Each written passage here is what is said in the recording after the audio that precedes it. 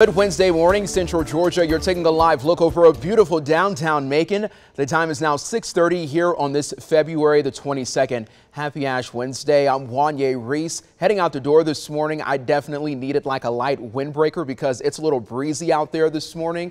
But Alex, you're telling us that we're going to be breaking some records potentially today. That's right. Not only the daily record temperatures in jeopardy, but the all-time high temperature record for the month of February in Macon, so a long phrase there, is also in jeopardy here over the next few days. 66 in Macon, 66 in Warner Robins, 65 in Cochrane this morning, and 64 down in Eastman. We are dry here in Central Georgia, across the southeast, dry for the most part, surrounded by fronts, and all of those fronts staying away from us here in the central part of the Peach State for the next 7 days. That means we are going to stay relatively warm. 66 at the bus stop this morning, about 76 for the recess hour with a very small rain chance. And then later this afternoon, 82, the high temperature, going to call it seasonably warm with the potential for a sprinkle.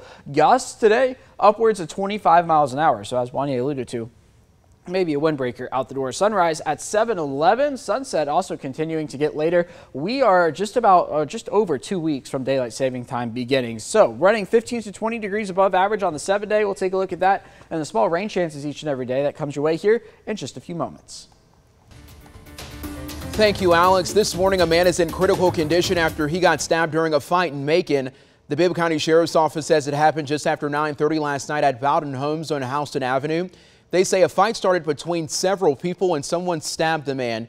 He was taken to the hospital. At this time, the Sheriff's Office hasn't released the man's name. If you have any information on the case, you should reach out to the Macon Regional Crime Stoppers. Their number, it's 1-877-68-CRIME. That number again for you, it's 1-877-68-CRIME. Well, investigators hope to figure out what caused the fire that destroyed everything a Warner Robins family had. Houston County Chief Chris Stoner says the homeowners were able to escape the home on Plateau Drive. Sadly, their 2 cats did not make it out. It started with a call that flames and smoke were pouring out of the home you see there.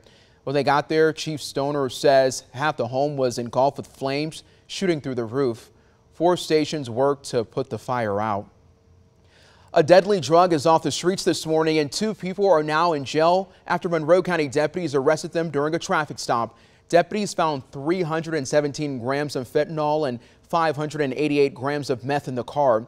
23-year-old Chatoya Frazier was driving, and 36-year-old Antoni Whitehead was riding in the car. Whitehead actually tried to run away after deputies pulled the car over for several traffic violations. He's currently on federal probation for trafficking narcotics. Well, the state Senate took a moment of silence in honor of former President Jimmy Carter and his wife Rosalind. Lieutenant Governor Burt Jones recounted the time he shared in office in the Senate with Carter's grandson Jason. One of the pleasures that I had serving with him is he took me down to the Carter Center to meet his grandmother and grandfather, President Rosalind Carter, and they are good and genuine people. Philip Curlin owns a store in Plains where the Carters made their mark. He says the former president is a townie, a friend, and someone they can count on. Plains Trading Post is filled with political souvenirs. It opened more than 30 years ago. I thought to myself, I wonder if President Carter really lives here. We look up and President and Mrs. Carter come walking in to welcome us to the community. And the couple kept coming in with the man whose face is all over buttons, signs, and posters. But among all the memorabilia, it's the memories that stand out the most. Today at the state capitol, Governor Brian Kemp will make an announcement on a new rural health care partnership. Mercer University School of Medicine Dean Gene Sumner and Children's Healthcare of Atlanta CEO Donna Highland will also be at the announcement. The governor is hoping to introduce legislation to help advance pediatric health care in rural parts of the state. It's now 6:35. Schools help foster the upcoming generation. A Central Georgia school is now preparing for some major improvements. Our morning reporter TJ Anthony joins us live in studio with info on the school's revamp coming very soon. Good morning to you, TJ. Good morning. That's right. The renovations for Peach County Elementary School will soon change the school, not only on the inside, but also the outside too. Check it out. I do it because it's my passion and I love it, and I love children, and I also love the people that I work with. 3rd grade teacher Kirby Layfield at Byron Elementary School in Peach County can now look forward to fostering young minds in a building improved through a nearly $8.6 million spending program for the school system.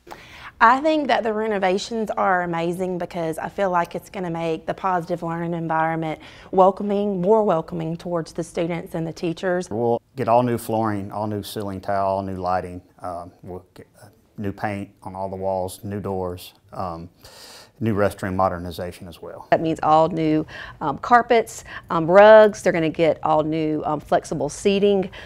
We've been able to actually hand pick furniture for every classroom. School principal Amanda Brantley says one of her main goals is making it easier for her students with special needs. Kids with disabilities will be able to have washing machine and dryer, a full kitchen, and then an ADA compliant restroom.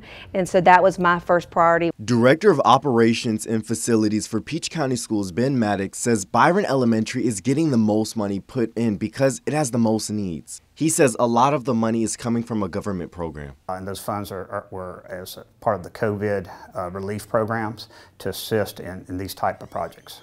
All for a fresh makeover for teachers and also students. All the students are going to enjoy coming to school and seeing how new and inviting the school will be.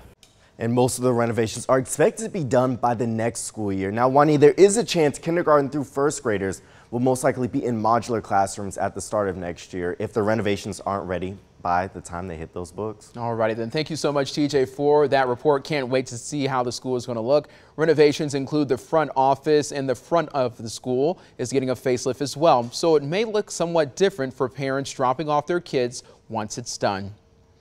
Twiggs County Schools will be hosting a job fair on Saturday. It'll be at the Hilton Garden Inn on Stadium Drive in Macon from 9 a.m. to 12 p.m. There will be on-site interviews and contracts available. If you have any questions about the event, you should contact a rep with the school at 478-945-3127. That number again, 478-945-3127.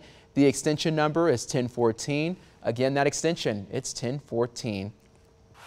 It's now 6:37. A Warner Robins woman held a public safety town hall meeting. Nearly 50 people came out to share their concerns with law enforcement to try and reduce crime. I got a Noah face and I got a phone number. So the meeting was good because I got a lot of knowledge and a lot of input, and I understand a lot better too. Yeah, you probably know Ms. Gigi Johnson. She says her biggest concern is the children and teenagers. She wanted to know about programs that would prevent teens from falling into a path of crime. Representatives from the House and County Sheriff's Office shared that curfews are in place and they are always willing to sit down and talk. Other big concerns were gun and gang-related crimes. The Warner Robins Police Department says some of their new helpful initiatives include a part-time officer program that will help them get more officers on the streets, along with new technology designed to help cut crime. Software programs that allow the community camera systems to interlink with us for quicker exchange of file information. We're engaged with community development programs through the Parks and Rec Department. McBride says they hope to have quarterly meetings. They expect the next meeting to be held before school lets out.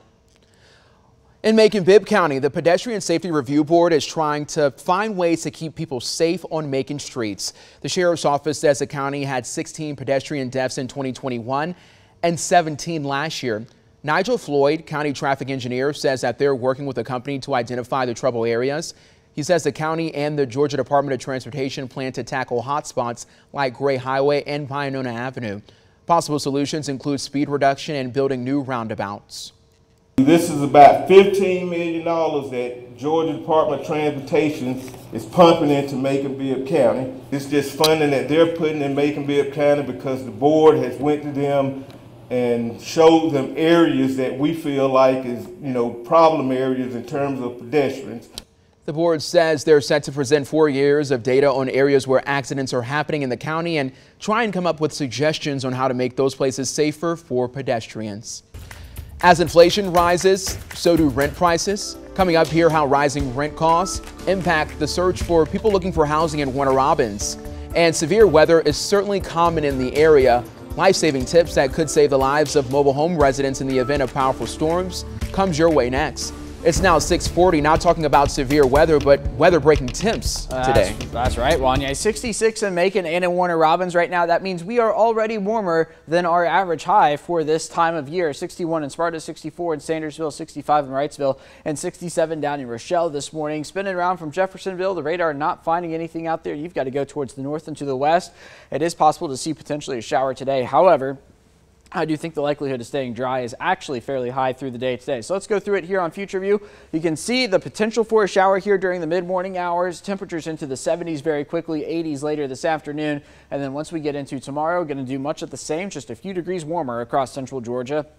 Copy and paste that forecast onto Friday as well. However, I think we'll top off right around 80, which is cooler, but still nowhere close to where we should be for this time of year. We should be talking about highs in the mid-60s now in February into Friday night. Saturday morning, rain up towards the north. I'm not too concerned about it down here in central Georgia. However, once we get to about Monday or so, going to up that to about 20%. So now that we have locked in yesterday, 15 above average days, 82 was the high yesterday, and we have the potential for record-breaking temperatures over the next several days.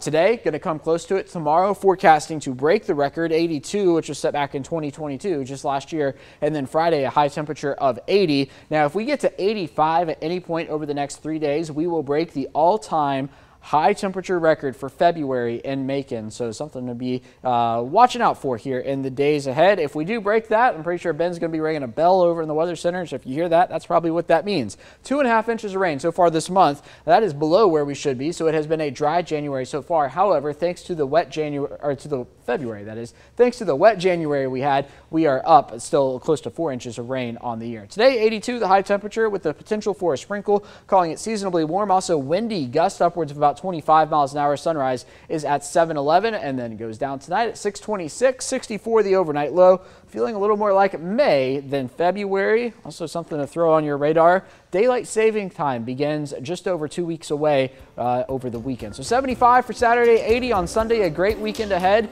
after a warm finish to the week. And this is going to round out February right here. Last day of February is next Tuesday.